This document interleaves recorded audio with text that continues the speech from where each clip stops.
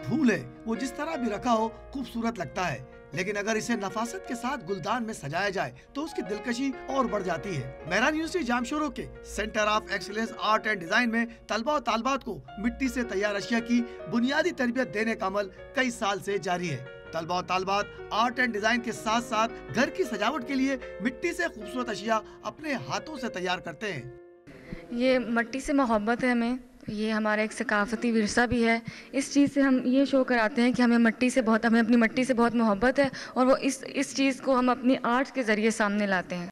समंदर की तह में मौजूद पौधे, उनके रंग, डिजाइन, दरख्तों के पत्ते और रंगों से निकलते हुए अक्स ज़हन में रखते हुए खूबसूरत गुलदान तैयार किए जाते हैं। कुछ लीव्स, कुछ टेक्सचर, कुछ रीफ्स, जो समंदर के अंदर जो चीज़ें होती है कुदरती, उसको भी मैंने रिप्रेजेंट किया हुआ है।